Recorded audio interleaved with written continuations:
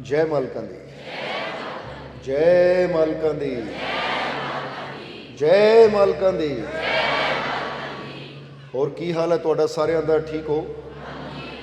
चलो बहुत खुशी की गल है। अज सन 2022 का आखिरी वीरवार है और तुसी ये आनंद लैण वास्ते, रहमतां हासिल करने वास्ते मालिक के चरणों च, कदमां च, दरबार च पहुँच गए हो। सो सब तो पहला तो तुहाडा दरबार से पहुँचण ते दिलों स्वागत करते हैं और इस आखिरी वीरवार से पहुँचण ते बहुत बहुत बधाई भी दिंदे हैं तुहानूं। और अज दा सत्संग शुरू करिए तो ये दसना चाहांगे कि अज जिस तरह दस्सिया ही है कि अज आखिरी वीरवार है सन 2022 का और वीरवार नूं गुरुवार भी कहा जाता है। गुरुवार जो सानू, क्योंकि गुरु ही एक द्वार है जिस दे जरिए असीं अपने परमात्मा प्रभु दे नाल जुड़ते हाँ। इसलिए गुरुवार क्यों इस दिन नूं कहा जाता है? क्योंकि यही दिन हुंदा जदों असीं गुरु चरणों च आके, जिस तरह बंदा कहता है ना कि संडे का दिन हुंदा रेस्ट डे, बाकी 6 दिन बंदा काम करता है, संडे नूं बंदा रेस्ट करता है। इसी तरह कहते कि 6 दिन काम तो कर लिया, रेस्ट भी कर ली, पर अपने रब वास्ते, अपने परमात्मा प्रभु वास्ते टाइम कदों कड्ढेगा? इसलिए उन्होंने हर दिन का एक मकसद रखा है। इसलिए इन्हूं गुरुवार इसलिए कहा जाता है कि असीं ये टाइम, ये दिन, होर तां बंदे नूं बहुत रुझेवें हुंदे आ, पर एक दिन कढ के असीं वो दिन नूं अपने उस मालिक दे लेखे ला सकीए ताकि उहदी याद विच बैठ सकीए। क्योंकि समझ लो, जिस तरह कई बार दसीदा है कि जिद्दां एक गड्डी नूं अगर असीं तेज़ स्पीड ते दौड़ाना है तो उहदी टैंकी भी फुल होनी चाहिए है। जे तेल ही ना होएगा तो फिर गड्डी कदी तेज़ तां की 10 की स्पीड ते भी नहीं चलेगी। इसी तरह समझ लिया करो कि जदों इंसान सत्संग चाहता है या अपने मालिक का सिमरन करता है तो फिर असीं वो काम करते हैं जिहदे नाल साडी ये जिंदगी की गड्डी विच वो एनर्जी रूपी तेल पैंदा, जिहदे नाल फिर ही असीं फुल स्पीडां दे अपनी मंजिल की तरफ वधन वास्ते तैयार होंदे हैं। सो अज मालिक के दरबार च पहुँचे हो तुसीं। सो सब तो पहला तो असीं अपनी तरफों और आई हुई सारी संगत की तरफों, क्योंकि तुहानूं पता ही है कि हर वीरवार ये रहमत, सत्संग की रहमत किसी ना किसी प्यारे की झोली च पैंदी है। सो अज भी मालकां दे चरणों नाल प्यार करने वाला परिवार जिन्हां दी झोली सत्संग की रहमत पैन जा रही है, असीं अपनी तरफों आई हुई सारी संगत की तरफों परिवार के सारे मैंबरां नूं बहुत बहुत बधाई देवांगे, मुबारकबाद देवांगे। क्योंकि जब भी इंसान सत्संग करवाता है तो फिर कहांगे कि सत्संग करवा के, या जब भी इंसान कोई नेक कर्म करता है तो नेक कर्म करना इस तरह ही है जिस तरह असीं दसीदा ना, कोई इंसान एक बीज बोंदा है जमीन के अंदर, या एक पौधा लाता है तो फिर वो पौधा सारी जिंदगी बंदे नूं मिठे फल भी दिंदा है, ठंडी छां भी दिंदा है। इसी तरह जिंदगी दे विच जदों इंसान कुछ अच्छाई दे, नेकियां दे बीज बोंदा है तो फिर वो नेकियां दे बीज ही इंसान के जीवन में खुशियां दे फल फुल लैके आते हैं। और इंसान दियां जो सोचां हुंदियां है, जो सपने हुंदे है, या जिस मंजिल तक इंसान पहुँचना चाहता हुंदा है, जदों इंसान अच्छा कर्म करता है तो वो अच्छाई करके ही इंसान को परमात्मा की कृपा प्राप्त होंदी है, जिस दे नाल इंसान को कामयाबी भी मिलती है। तो जे रस्ते कोई मुश्किल परेशानी आती भी है तो उसकी रहमत ना वो हर मुश्किल, हर परेशानी दूर भी होंदी चली जाती है। इसलिए तो असीं दसीदा है कि श्री कृष्ण भी कहते सी कि पूजा करन नालों अच्छे कर्म करना श्रेष्ठ है, क्योंकि पूजा करके सानू ईश्वर तो मंगना पैंदा है, पर अच्छे कर्म करने वाले को ईश्वर आप दिंदा है। इसलिए जदों असीं अच्छाई करते हैं तो फिर सानू मंगण की लोड़ नहीं पैंदी, फिर तो वो परमात्मा खुश होकर खुद दिंदा है कि तेरा कर्म ही इन्ना अच्छा है, इसलिए तेरे इस अच्छे कर्म तो मैं बहुत खुश हाँ। तो फिर जदों ईश्वर खुश है तो जिदा दसीदा, आप सवारे मैं मिले, मैं मिलिया सुख होए, फरीदा जे तू मेरा हो लवें सब जग तेरा होए। जदों इंसान उसका हो जाता तो फिर इंसान को कमी नहीं रहिंदी। सो अज इस परिवार के वालों इस सत्संग होण जा रहा, असीं इन्हां बहुत बहुत बधाई देवांगे। तो सारी संगत रल के इन्हां वास्ते बेनती करो उस मालिक के चरणों के विच कि मालिक इन्हां खुशियां दे नाल, रहमतां दे नाल, बरकतां दे नाल भरपूर करन। आने वाला समा इन्हां वास्ते होर भी ज़्यादा खुशियां, कामयाबी, सफलता भरिया होवे, और जो भी इन्हां दी सोचां है, जो भी इन्हां दे सपने हैं, मालिक को पूरे करन। और जो भी जीवन दी कमियां है वो सारियां कमियां वो मालिक अपनी रहमत नाल पूरियां करन, ताकि आने वाला हर पल, हर घड़ी इन्हां वास्ते कामयाबी, सफलता, खुशियां भरी होवे। दिन दुगनी रात चौगनी तरक्की मालिक इन्हां नूं देण। ਔਰ ਕਦੀ ਅਰਦਾਸ ਬੇਨਤੀ ਕਰਨ ਦੀ ਲੋੜ ਨਾ ਪਵੇ। ਇਹਨਾਂ ਦੇ ਦਿਲਾਂ 'ਚ ਇੰਨਾ ਪਿਆਰ, ਇੰਨਾ ਵਿਸ਼ਵਾਸ ਹੋਵੇ, ਇੰਨੀ ਮਾਲਕ ਦੀ ਕਿਰਪਾ ਹੋਵੇ ਕਿ ਜੋ ਇਹਨਾਂ ਦੀ ਸੋਚ ਤੋਂ ਵੀ ਜ਼ਿਆਦਾ ਹੈ ਉਹ ਮਾਲਕ ਇਹਨਾਂ ਦੀ ਝੋਲੀ 'ਚ ਪਾਣ, ਤਾਂ ਕਿ ਆਉਣ ਵਾਲਾ ਹਰ ਪਲ ਇਹਨਾਂ ਵਾਸਤੇ ਖੁਸ਼ੀਆਂ, ਕਾਮਯਾਬੀ, ਸਫਲਤਾ ਲੈ ਕੇ ਆਵੇ। ਔਰ ਆਉਣ ਵਾਲਾ ਸਾਲ ਵੀ ਇਹਨਾਂ ਵਾਸਤੇ ਵੀ, ਤੁਹਾਡੇ ਸਾਰਿਆਂ ਵਾਸਤੇ ਵੀ ਖੁਸ਼ੀਆਂ, ਕਾਮਯਾਬੀ, ਸਫਲਤਾ ਭਰਿਆ ਹੋਵੇ। ਔਰ ਮਾਲਕ ਇੱਦਾਂ ਹੀ ਤਾਕਤ ਦਿੰਦੇ ਰਹਿਣ, ਹਿੰਮਤ ਦਿੰਦੇ ਰਹਿਣ ਕਿ ਜਿਸ ਤਰ੍ਹਾਂ ਅੱਜ ਇਹਨਾਂ ਨੇ ਖੁਸ਼ੀਆਂ ਨਾਲ ਸਤਸੰਗ ਕਰਵਾਏ ਹੈ, ਇਹਨਾਂ ਦੇ ਜੀਵਨ 'ਚ ਖੁਸ਼ੀਆਂ ਆਉਂਦੀਆਂ ਰਹਿਣ। ਔਰ ਇਸੇ ਤਰ੍ਹਾਂ ਇਹ ਖੁਸ਼ੀਆਂ ਨਾਲ ਸਤਸੰਗ ਕਰਵਾ ਕੇ ਮਾਲਕ ਦੀਆਂ ਰਹਿਮਤਾਂ ਹਾਸਿਲ ਕਰਦੇ ਰਹਿਣ। ਔਰ ਸਾਨੂੰ ਸਾਰਿਆਂ ਨੂੰ ਵੀ ਇਸੇ ਤਰ੍ਹਾਂ ਸਤਸੰਗ ਦਾ ਆਨੰਦ ਲੈਣ ਦਾ ਮੌਕਾ ਮਿਲਦਾ ਰਹੇ। ਸਾਰੀ ਸੰਗਤ ਰਲ ਕੇ ਇਹਨਾਂ ਵਾਸਤੇ ਬੇਨਤੀ ਕਰੋ। ਬਾਕੀ ਤੁਸੀਂ ਦੇਖਿਆ ਕਿ ਅੰਮ੍ਰਿਤਸਰ ਤੋਂ ਵੀ ਇੱਕ ਜੀਵ ਆਏ, ਉਹ ਵੀ ਦਰਬਾਰ ਨਾਲ ਬੜਾ ਹੁਣ ਕਰਦੇ ਸੀ, ਕਹਿੰਦੇ ਮਾਲਕੋ ਗੋਡਿਆਂ 'ਚ ਬੜੀ ਦਰਦ ਹੈ, ਪਿੱਛੇ ਚਰਨ ਪ੍ਰਵੇਸ਼ ਸੀ, ਇਹ ਰਹਿਮਤ ਦਿੱਤੀ, ਅੱਜ ਕਹਿੰਦੇ ਮਾਲਕੋ ਮੈਂ ਦੌੜ ਕੇ ਆਈ ਹਾਂ। ਠੀਕ ਹੈ, ਯਾਨੀ ਹੁਣ ਮੇਰੀ ਦਰਦ ਠੀਕ ਹੈ, ਤਾਂ ਹੀ ਇੱਥੇ ਵੀ 2-3 ਵਾਰੀ ਚੱਕਰ ਲਵਾਏ ਉਹਨਾਂ ਨੇ। ਸੋ ਉਹਨਾਂ 'ਤੇ ਵੀ ਮਾਲਕ ਨੇ ਦੇਖੋ ਸਭ 'ਤੇ ਰਹਿਮਤ ਹੁੰਦੀ ਹੈ, ਸਭ ਨੂੰ ਮਾਲਕ ਖੁਸ਼ੀਆਂ ਦਿੰਦੇ ਹੈ। ਸੋ ਅਗਰ ਇਨਸਾਨ ਦੇ ਮਨ 'ਚ ਪਿਆਰ ਹੋਵੇ, ਵਿਸ਼ਵਾਸ ਹੋਵੇ, ਤਾਂ ਫਿਰ ਨਾਮੁਮਕਿਨ ਵੀ ਮੁਮਕਿਨ ਹੋ ਜਾਂਦਾ ਹੈ। ਇਸ ਲਈ ਯਕੀਨ ਰੱਖੋ, ਕਿਉਂਕਿ ਹਮੇਸ਼ਾ ਦੱਸੀਦਾ ਹੈ ਕਿ ਤਾਕਤ ਦੇਣ ਵਾਲਾ, ਸ਼ਕਤੀ ਦੇਣ ਵਾਲਾ, ਸਾਨੂੰ ਕਾਮਯਾਬੀ ਦੇਣ ਵਾਲਾ, ਸਾਡੀਆਂ ਸਾਰੀਆਂ ਜ਼ਰੂਰਤਾਂ ਨੂੰ ਪੂਰਾ ਕਰਨ ਵਾਲਾ ਉਹ ਮਾਲਿਕ, ਉਹ ਪ੍ਰਮਾਤਮਾ, ਉਹ ਪ੍ਰਭੂ, ਉਹ ਕਿਤੇ ਦੂਰ ਨਹੀਂ ਹੈ। ਉਹ ਸਾਡੇ ਹਰ ਕਦਮ 'ਤੇ, ਹਰ ਪਲ ਨਾਲ ਹੀ ਹੈ। ਬਸ ਗੱਲ ਤਾਂ ਵਿਸ਼ਵਾਸ ਦੀ ਹੁੰਦੀ ਹੈ, ਗੱਲ ਤਾਂ ਯਕੀਨ ਦੀ ਹੁੰਦੀ ਹੈ। ਕਿਉਂਕਿ ਵਿਸ਼ਵਾਸ, ਇਹ ਯਕੀਨ ਹੀ ਸਾਡੀ ਤਾਰ ਨੂੰ ਜਾਂ ਸਾਡੇ ਇੱਕ ਰਿਸ਼ਤੇ ਨੂੰ ਸਾਡੇ ਉਸ ਪ੍ਰਮਾਤਮਾ ਨਾਲ ਜੋੜਦਾ ਹੈ। ਸਮਝਦੇ ਹੋ ਕਿ ਨਹੀਂ? ਹੁਣ ਬਾਪ ਬੇਟਾ ਖੜਾ ਹੋਵੇ ਤਾਂ ਉਹਨਾਂ ਦੇ ਰਿਸ਼ਤੇ ਨੂੰ ਕੌਣ ਜੋੜਦਾ ਹੈ? ਜਵਾਬ ਦਿਓ ਸਾਨੂੰ, ਕਿਉਂਕਿ ਫਿਰ ਸਤਸੰਗ ਤਾਂ ਇੱਦਾਂ ਪੁੱਛ ਨਹੀਂ ਸਕਦੇ। ਹੁਣ ਜੇ ਬਾਪ ਔਰ ਬੇਟਾ ਖੜੇ ਹੈ ਤਾਂ ਕੌਣ ਜੋੜਦਾ ਹੈ ਰਿਸ਼ਤੇ ਨੂੰ? ਉਹਨਾਂ ਦਾ ਵਿਸ਼ਵਾਸ। ਜਿਹੜੇ ਬਾਪ ਕਹਿੰਦਾ ਮੇਰਾ ਬੇਟਾ ਹੈ, ਜਾਂ ਬੇਟਾ ਕਹੇ ਮੇਰਾ ਬਾਪ ਹੈ, ਫਿਰ ਰਿਸ਼ਤਾ ਹੈ। ਤਾਂ ਜੇ ਬਾਪ ਹੀ ਕਹੇ ਮੈਂ ਨਹੀਂ ਮੰਨਦਾ ਇਹਨੂੰ ਆਪਣਾ ਬੇਟਾ, ਜਾਂ ਬੇਟਾ ਹੀ ਕਹੇ ਮੈਂ ਨਹੀਂ ਮੰਨਦਾ ਇਹਨੂੰ ਪਿਤਾ, ਤਾਂ ਬਾਪ ਕਹਿੰਦਾ ਜਾ ਤੈਨੂੰ ਬੇਦਖਲ ਕਰਦਾ। ਫਿਰ ਸਭ ਕੁਝ ਖਤਮ ਹੋ ਜਾਂਦਾ ਕਿ ਨਹੀਂ? ਇਸ ਕਰਕੇ ਹੁਣ ਤੁਸੀਂ ਵੀ ਇੱਥੇ ਮਾਲਿਕ ਦੇ ਚਰਨਾਂ 'ਚ ਬੈਠੇ ਹੋ, ਤਾਂ ਪਹਿਲਾਂ ਤੁਸੀਂ ਵੀ ਇੱਕ ਵਿਸ਼ਵਾਸ ਦੀ ਡੋਰ ਜੋੜੋ ਆਪਣੇ ਮਾਲਿਕ ਦੇ ਨਾਲ। ਔਰ ਕਿਸ ਤਰ੍ਹਾਂ ਜੋੜਨੀ ਹੈ ਕਿ ਮੈਨੂੰ ਆਪਣੇ ਮਾਲਿਕ ਤੇ ਪੂਰਾ, ਮੈਨੂੰ ਆਪਣੇ ਮਾਲਿਕ ਤੇ ਪੂਰਾ, ਮੈਨੂੰ ਆਪਣੇ ਮਾਲਿਕ ਤੇ ਪੂਰਾ, ਮੇਰੀਆਂ ਝੋਲੀਆਂ ਖੁਸ਼ੀਆਂ ਨਾਲ, ਮੇਰੀਆਂ ਝੋਲੀਆਂ ਖੁਸ਼ੀਆਂ ਨਾਲ, ਮੇਰੀਆਂ ਝੋਲੀਆਂ ਖੁਸ਼ੀਆਂ ਨਾਲ। ਬਸ ਇਹ ਵਿਸ਼ਵਾਸ ਰੱਖੋਗੇ ਤਾਂ ਫਿਰ ਖੁਸ਼ੀਆਂ ਮਿਲਦੀਆਂ ਵੀ ਜ਼ਰੂਰ ਹੈ। ਸਮਝਦੇ ਹੋ ਕਿ ਨਹੀਂ? ਕਿਉਂ ਗੱਲ ਸਾਰੀ ਆਪਣੀ ਸੋਚ ਨੂੰ ਬਦਲੋ ਤਾਂ ਜ਼ਿੰਦਗੀ ਵੀ ਬਦਲ ਜਾਂਦੀ ਹੈ। ਇਸ ਲਈ ਆਪਣੇ ਆਪ ਨੂੰ ਕਿੱਧਰ ਲਾਣਾ ਹੈ? ਰਹਿਮਤ ਚਾਹੀਦੀ ਹੈ ਤਾਂ ਫਿਰ ਧਿਆਨ ਰਹਿਮਤਾਂ ਵੱਲ ਰੱਖੋ ਕਿ ਮੈਂ ਰਹਿਮਤ ਨਾਲ ਭਰਪੂਰ, ਖੁਸ਼ੀਆਂ ਚਾਹੀਦੀਆਂ ਤਾਂ ਧਿਆਨ ਖੁਸ਼ੀਆਂ ਵੱਲ ਰੱਖੋ ਕਿ ਮੈਂ ਖੁਸ਼ੀਆਂ ਨਾਲ ਭਰਪੂਰ। ਕਿਉਂਕਿ ਜਿੱਦਾਂ ਇਹ ਦੱਸੀਦਾ what we think we become. Mahatma Buddha ਦੀ ਇਹ ਲਾਈਨ ਬੜੀ ਪਿਆਰੀ ਹੈ, ਬੜੀ ਮਸ਼ਹੂਰ ਹੈ ਕਿ ਅਸੀਂ ਜੋ ਸੋਚਦੇ ਹਾਂ, ਜਿੱਦਾਂ ਦਾ ਵਿਸ਼ਵਾਸ ਕਰਦੇ ਹਾਂ, ਸਾਡੇ ਜੀਵਨ 'ਚ ਉਹੀ ਆਉਂਦਾ ਹੈ, ਉੱਦਾਂ ਦੇ ਹੀ ਬਣ ਜਾਂਦੇ ਹਾਂ ਅਸੀਂ। ਜੇ ਮੈਂ ਸੋਚ ਲਿਆ ਮੈਂ ਕਮਜ਼ੋਰ ਹਾਂ ਤਾਂ ਕੀ ਹੋ ਜਾਂਦੇ ਹਾਂ? ਤਾਂ ਜੇ ਅਸੀਂ ਸੋਚ ਲਈ ਅਸੀਂ ਸ਼ਕਤੀਸ਼ਾਲੀ ਹਾਂ ਤਾਂ ਫਿਰ ਕੀ ਹੈ? ਬਸ ਇਸ ਲਈ ਅੱਜ ਤੋਂ ਕਮਜ਼ੋਰ ਨਹੀਂ, ਸ਼ਕਤੀਸ਼ਾਲੀ ਹੈ ਅਸੀਂ ਸਾਰੇ ਹੀ, ਕਿਉਂਕਿ ਸਾਨੂੰ ਪੈਦਾ ਕਰਨ ਵਾਲਾ ਸਾਡਾ ਸਭ ਦਾ ਪਿਤਾ ਉਹ ਸ਼ਕਤੀਸ਼ਾਲੀ ਹੈ। ਔਰ ਜੇ ਸਾਡਾ ਬਾਪ ਸ਼ਕਤੀਸ਼ਾਲੀ ਹੈ ਤਾਂ ਅਸੀਂ ਕਮਜ਼ੋਰ ਨਹੀਂ ਹੋ ਸਕਦੇ। ਇਸ ਲਈ ਆਓ ਹੁਣ ਆਪਣੀ ਸੁਰਤੀ ਨੂੰ, ਆਪਣੀ ਤਾਰ ਨੂੰ ਆਪਣੇ ਮਾਲਿਕ ਨਾਲ ਜੋੜ ਕੇ ਆਪਣੀ ਸ਼ਕਤੀ ਨੂੰ ਵਧਾਈਏ, ਆਪਣੀਆਂ ਖੁਸ਼ੀਆਂ ਨੂੰ ਵਧਾਈਏ, ਆਨੰਦ ਨੂੰ ਵਧਾਈਏ ਔਰ ਆਪਣੇ ਜੀਵਨ ਨੂੰ ਸਫਲ ਬਣਾਈਏ।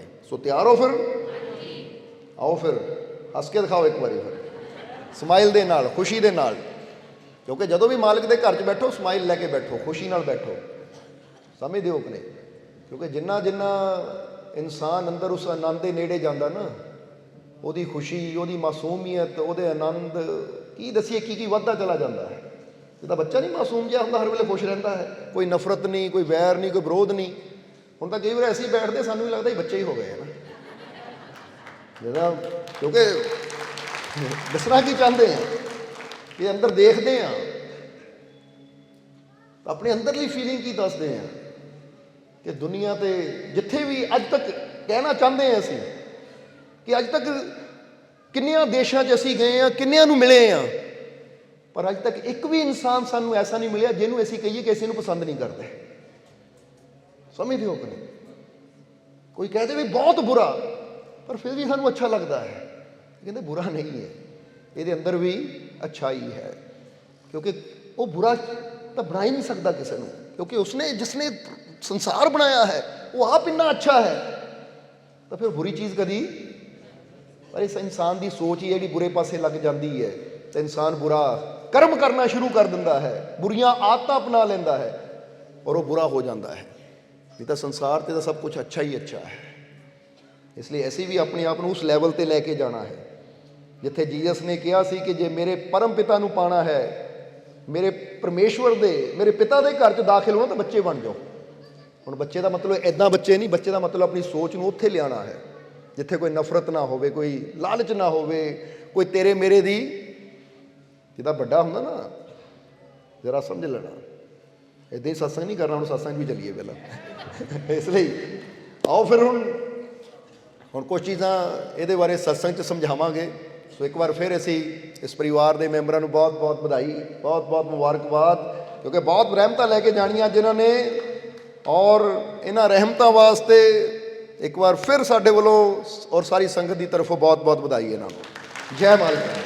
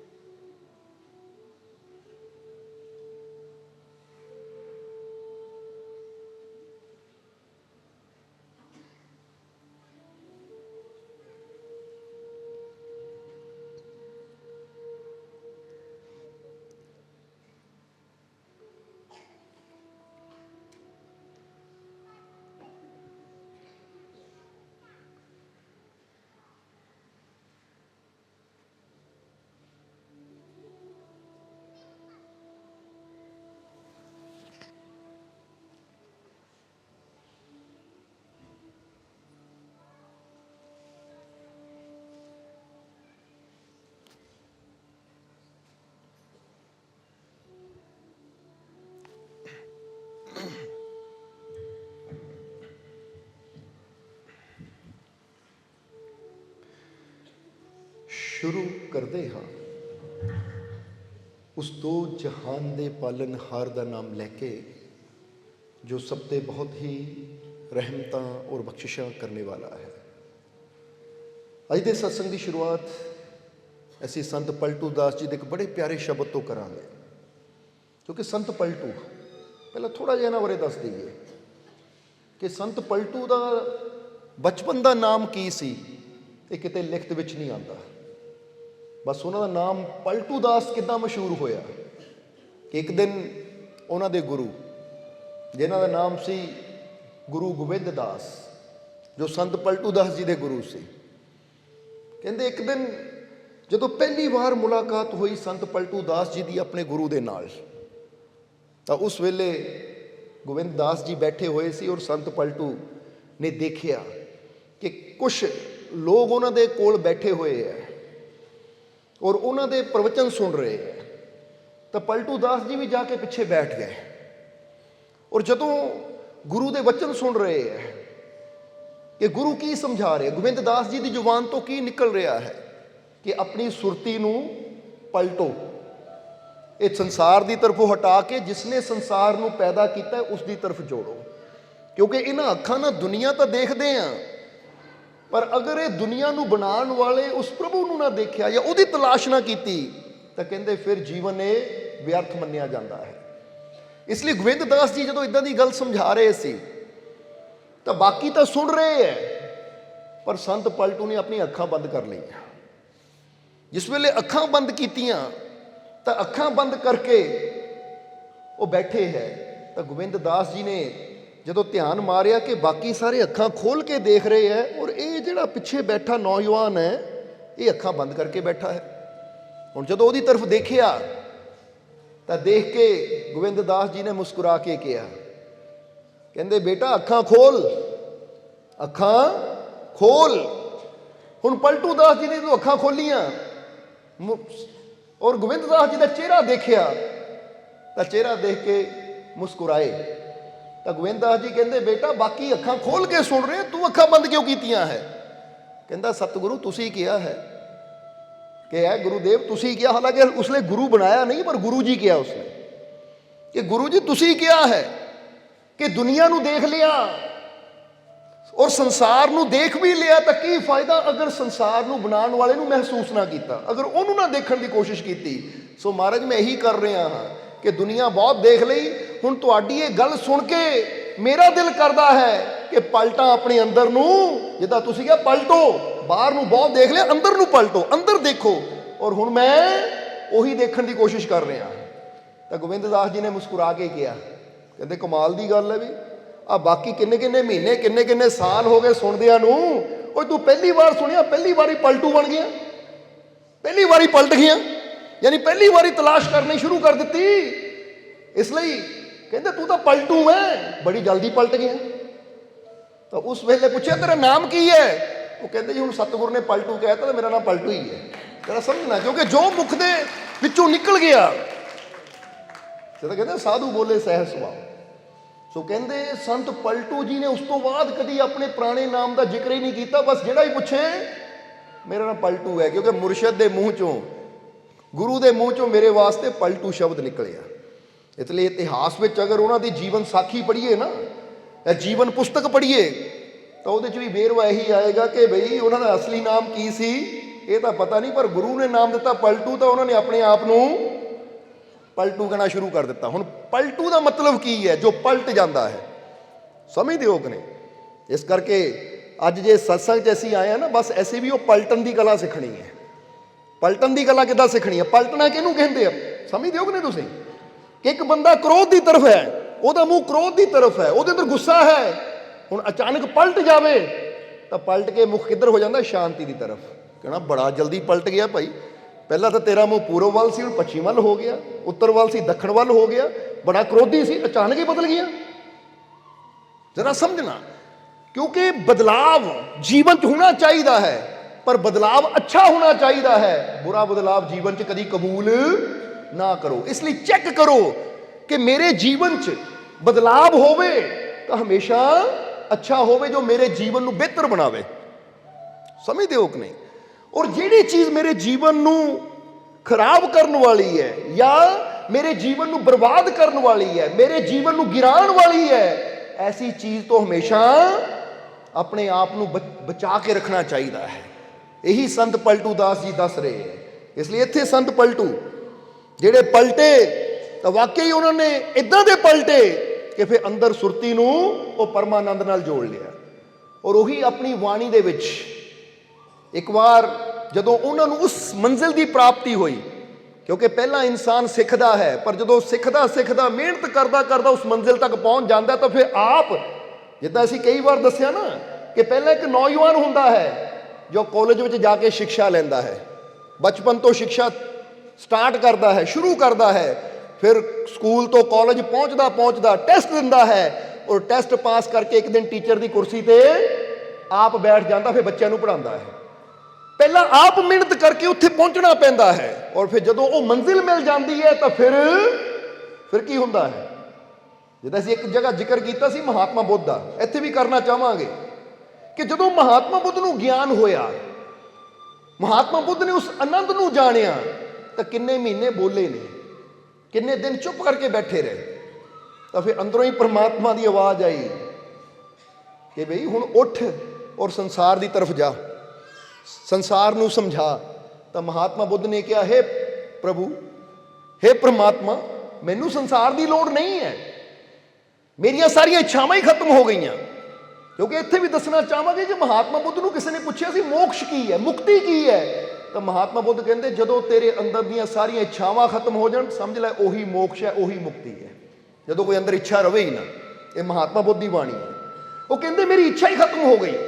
ਇਸ ਕਰਕੇ ਸੰਸਾਰ ਦੀ ਤਰਫ ਤਾਂ ਉਹ ਜਾਂਦਾ ਜਿਹਦੀ ਕੋਈ ਇੱਛਾ ਹੋਵੇ, ਕੋਈ ਚਾਹਤ ਹੋਵੇ।